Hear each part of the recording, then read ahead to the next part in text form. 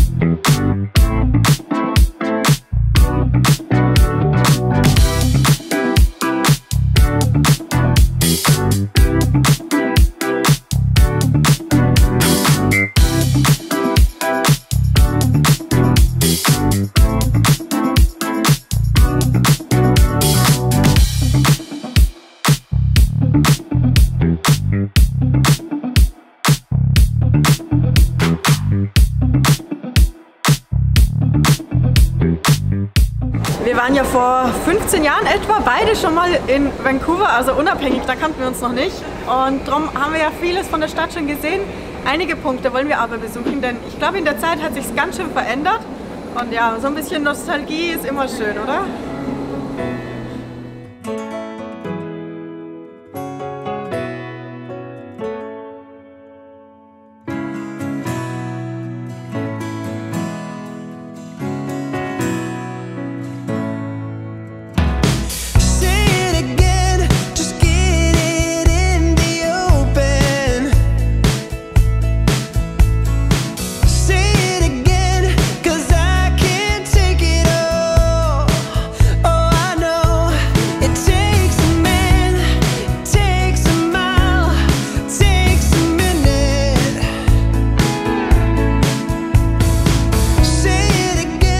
Sicherlich einer der schönsten Plätze hier auf Vancouver ist dieser Wasserfront, denn von hier hat man einen richtig schönen Ausblick auf Nord-Vancouver, aber man sieht hier auch die Flugzeuge, die hier landen und starten.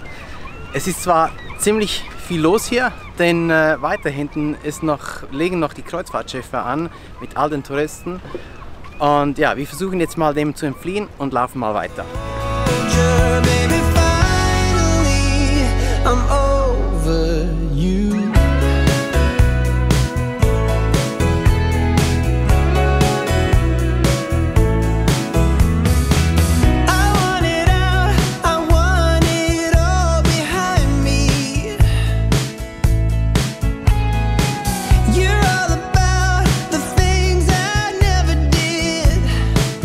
Wenn man so einen Ort wieder besucht, dann kommt man ja doch immer ins Vergleichen auch ein bisschen. Und eine Sache ist uns aufgefallen, vor allem so um Vancouver herum, waren definitiv viel mehr hohe Häuser. Und auch hier, wir haben jetzt extra nochmal nachgeschaut. Ich war vor 15 Jahren auf einem Flugzeug, das hat $100 für eine Stunde gekostet etwa. Und jetzt eine halbe Stunde kostet über $200. Also auch die Preise haben sich ganz schön verändert. Nach oben natürlich.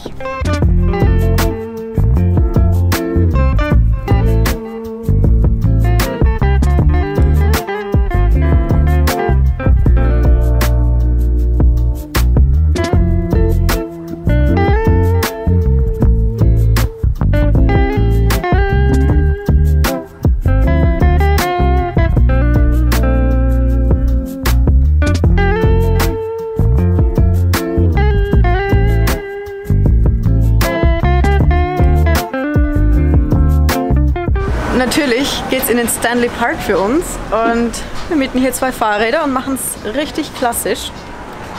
Jetzt muss ich irgendwas ausfüllen, ich muss mich ein bisschen konzentrieren. Fällt mir immer schwer, aber ich freue mich schon. Es wird sicher toll. Das Flugzeug können wir uns einfach nicht leisten, das ist einfach zu teuer. Meinst du, das Fahrrad liegt drin? Ja. Probieren wir es mal.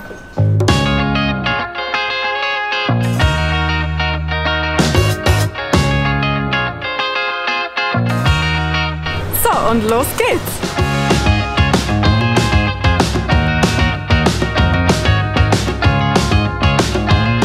Der Weg um den Stanley Park ist etwa 9 Kilometer lang. Der Vermieter meinte, wir hätten etwa 1,5 Stunden. Ja, mal schauen, wie lange wir haben.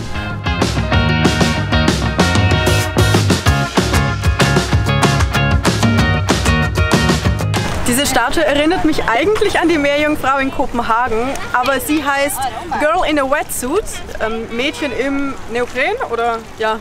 Und ja, womöglich ist das eine modernere Interpretation von der in Kopenhagen, ich weiß es aber nicht.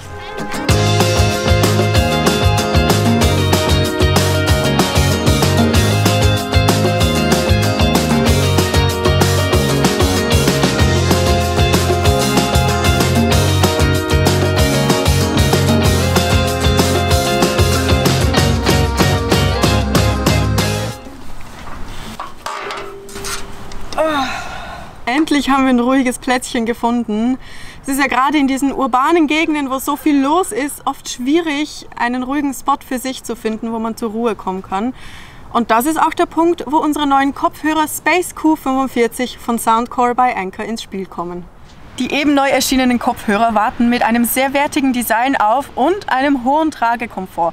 Sogar ich mit Brille finde sie sehr bequem und kann sie auch über längere Zeit sehr gut tragen. Und apropos längere Zeit, der Akku hält im Standardmodus 65 Stunden lang und im Geräuschunterdrückungsmodus bis zu 50 Stunden lang. Also ist es eigentlich ideal für einige unserer Arbeitstage oder auch längere Reisen unterwegs. Und damit kommen wir auch schon zum Highlight, nämlich der Geräuschunterdrückung. Die Kopfhörer schaffen es, bis zu 98% der Umgebungsgeräusche zu filtern, entweder automatisch im adaptiven Modus oder über die App manuell regulierbar. Und da wir oft an öffentlichen Orten arbeiten, ist es wirklich ein Gamechanger für uns. Egal wie laut es rundherum ist, wir können uns selbst da etwas Privatsphäre verschaffen und uns vertiefen. Und natürlich wird auch für besten Sound gesorgt. Die LDAC-Technologie überträgt 3-mal mehr Daten als herkömmliche Bluetooth-Codecs und der Doppelschicht-Membrantreiber sorgt auch für kristallklaren Klang. Und wenn wir euch neugierig gemacht haben, schaut doch unten in der Videobeschreibung, da verlinken wir alles rein. Und wir machen jetzt weiter mit Vancouver. Hier beim Prospects Lighthouse, glaube ich, so heißt das, geht es jetzt um den Fels herum, also um diese Insel oder um den Park. Und hier sieht es schon mal ganz anders aus. Das Meer wirkt wie offenes Meer, es ist viel windiger, aber irgendwie auch sehr schön. Halt nicht mehr so städtisch, ein bisschen natürlich, ist auch schön. Weiter geht's.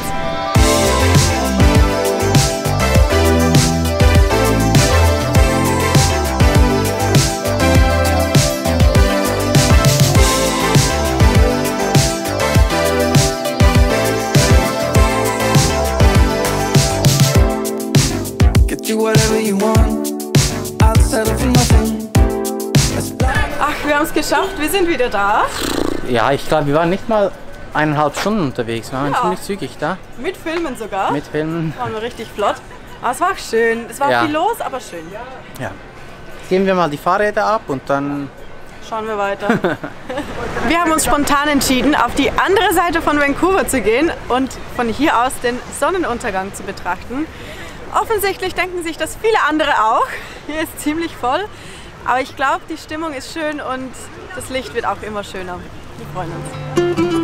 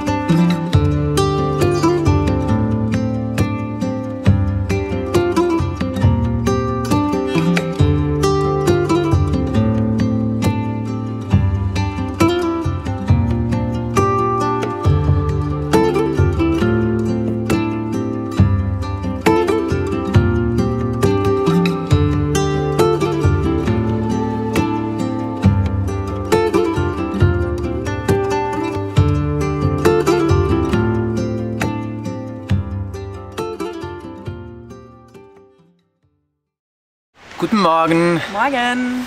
Ja, Vancouver war richtig cool gestern. Ja, war schön wieder da zu sein.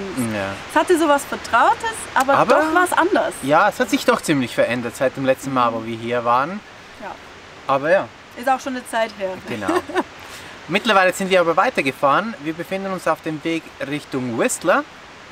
Und ja. Wir wollten euch ja eigentlich erstmal erzählen, wie wir überhaupt seit dem letzten Video hierher gekommen sind. Denn letztes Mal waren wir noch in Valdez in Alaska und nein, dazwischen habt ihr kein Video verpasst.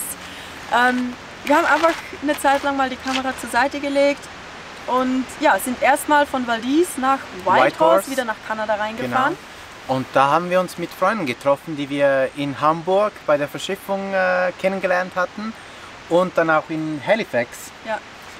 Und war richtig lustig, die ja am anderen Ende von Kanada nochmal zu treffen. Ja, das war echt witzig. Ja. Und es war schön auch, also einmal hatten wir ein Lagerfeuer am Abend, die anderen haben wir auf einer Farm besucht, wo sie den Sommer über sind. Ja, und gearbeitet haben da. ja, und es war halt schon so richtig Quality Time, würde ich sagen. Ich glaube, es war auch für uns wichtig, mal die Kamera auf die Seite legen. Wir hatten noch ganz viel Material, das wir verarbeiten mussten aus Alaska. Ja.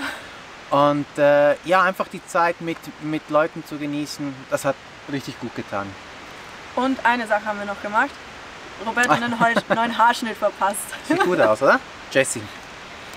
Also ich würde sagen, die ersten Ecken und Zacken, die ich da reingeschnitten habe, sind schon wieder rausgewachsen in den paar Tagen seitdem. Ja. Das ist gut so. Aber ist gut.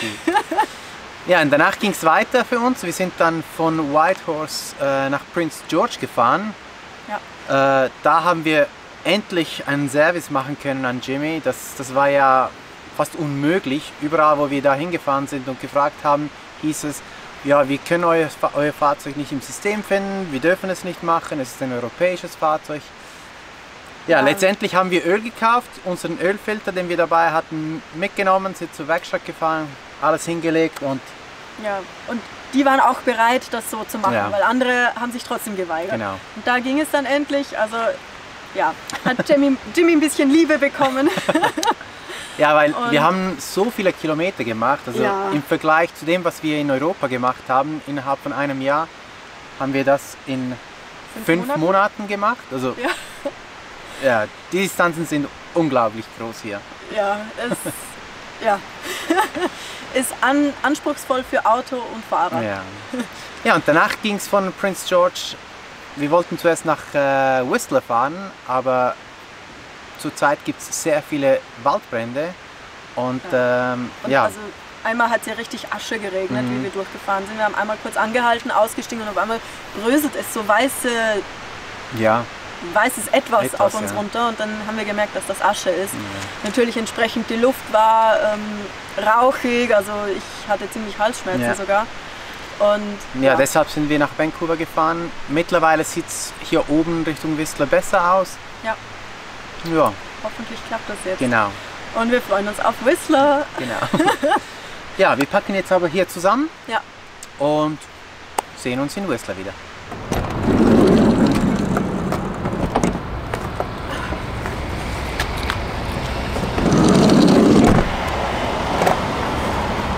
Wir sind nun in Whistler angekommen, haben geparkt und ja, wir laufen jetzt mal zum Village. Jessie muss noch das Ticket lösen. Und ja, mal schauen, wie sich das Ganze verändert hat, auch hier, denn ich war vor 15 Jahren mal hier im Winter und ja, ich freue mich schon.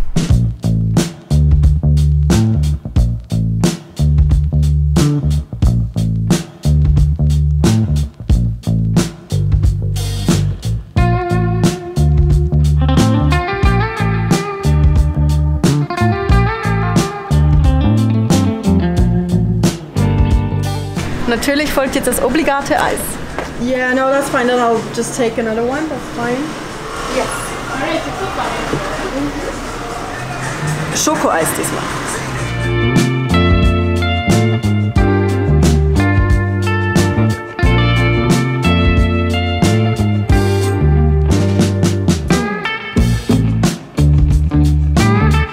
Schmeckt's noch immer? Ja, wahrscheinlich überall Schokolade. Aber ja, es schmeckt. Wie gefällt dir Whistler? Ganz okay. Ich glaube, in der Erinnerung stellt man sich das immer schöner vor. Aber ja, ist halt so amerikanisches Bergdorf, ne? Das hat halt nicht so viel Charakter, wie man es aus Europa kennt. Wie ist bei dir hier im Sommer endlich mal? Anders. Also nur um das klarzustellen, die Tour hier läuft so ab. Ah ja, die Bar kenne ich, da haben wir das Bier getrunken. Ah ja, da hatten die guten Burger. Oh, da war ich mal auf einer Party, die Hustlers Party, die war richtig cool. Also so laufen wir hier jetzt durch die Stadt. Nee, du. Ah, ich, okay. Ja. Ich war damals gerade 18, aber du warst damals voll im Partymodus. Naja, war auch schön hier. Ja. Whistler ist ein richtiges Bergdorf, wo man alles Mögliche unternehmen kann. Also im Winter kann man hier richtig gut Skifahren gehen, Snowboarden, Heli-Ski fahren. Also man kann hier eine richtig coole Zeit verbringen. Ja, und im Sommer komplett das Gegenteil. Downhill-Bike ist hoch im Kurs und die Stimmung ist hier so ausgelassen, dass ich hätte richtig Bock, mir hier ein Bike zu nehmen und da nach oben zu fahren. Aber ich glaube, das liegt nicht in unserem Budget und Ach was. nee, Jessie will einfach nicht mitkommen und alleine macht es halt nicht so Spaß. Ich habe zu viel Angst. Ja, das wahrscheinlich auch. Aber ich würde mich das schon getrauen, also sieht schon cool aus. Ein anderes Mal.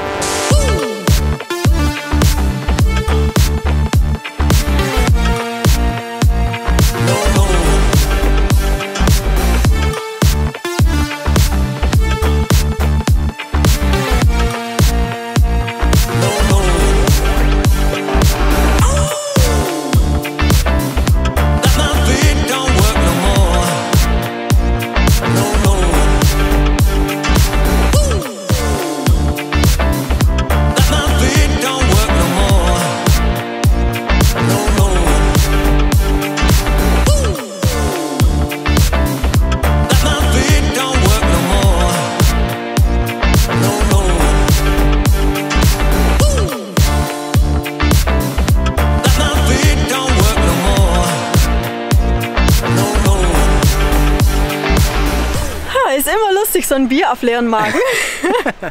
Aber es war ein Local Bier hier aus Whistler, also beide. Ich hatte ein IPA und du ein Lager. War richtig lecker, also können wir empfehlen.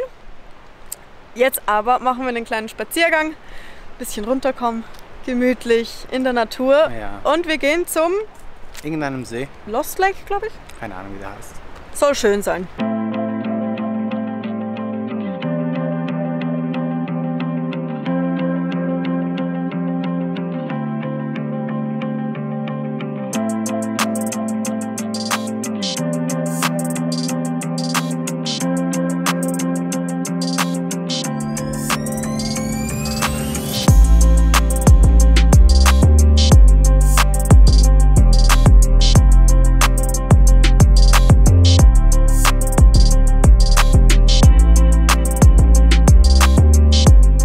Natürlich gibt es um Whistler herum etliche Möglichkeiten, um Sommer- oder Bergsport zu treiben. Doch wir entscheiden uns für diesen gemütlichen Spaziergang zum Lost Lake.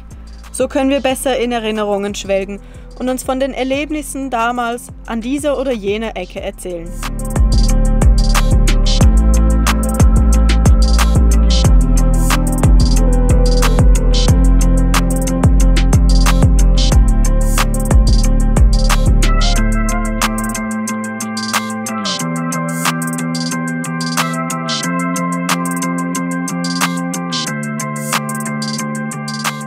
Ja, das tat jetzt richtig gut, ein bisschen sich zu bewegen und ja, wir haben ja die letzten Wochen eigentlich fast nichts gemacht. Nee, ne? wir haben gar nichts gemacht, wir sind nur gefahren.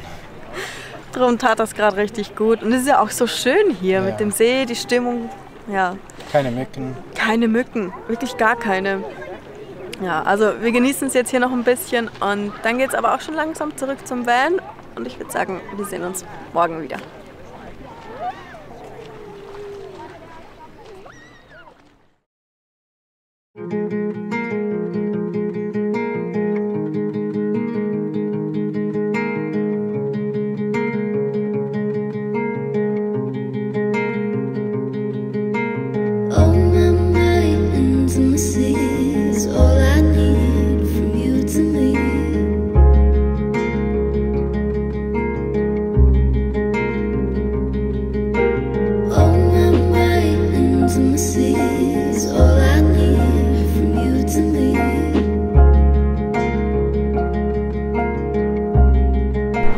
schön, dass es doch endlich mal wieder warm ist. Ja. Ich glaube, wir sind wirklich so dem Sommer entgegengefahren oder nachgefahren. Ja, mittlerweile Ja. ist der Sommer hier.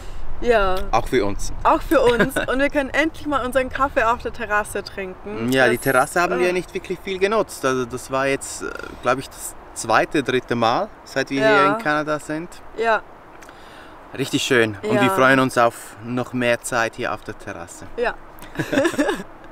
Aber ich finde, es passt auch irgendwie so zu diesen letzten Tagen hier mit Vancouver und Whistler.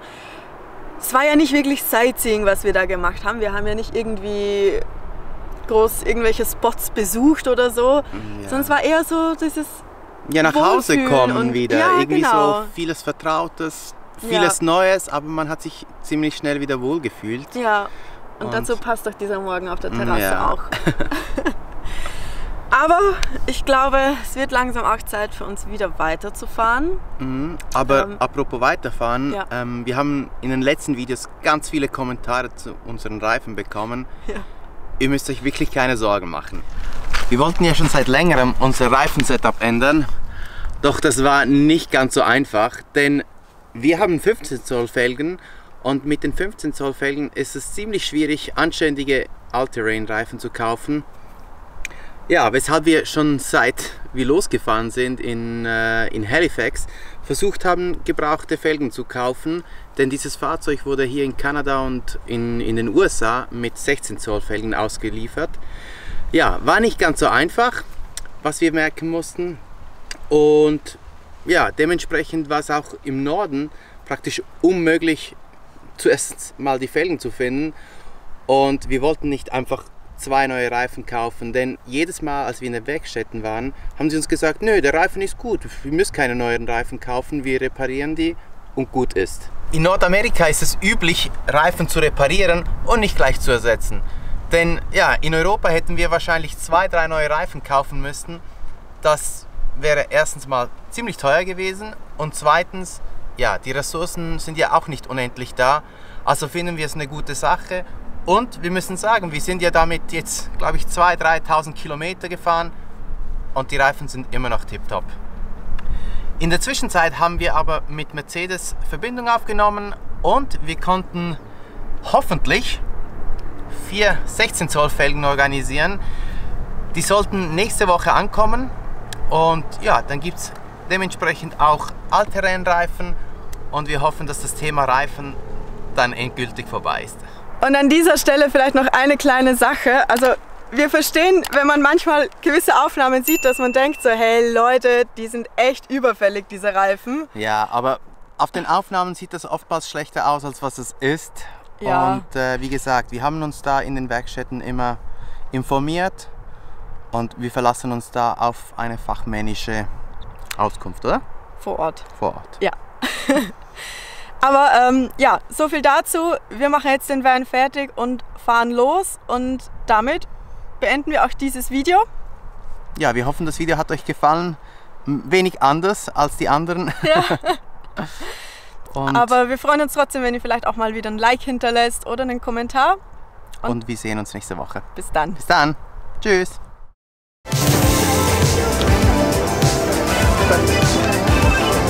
Whistler,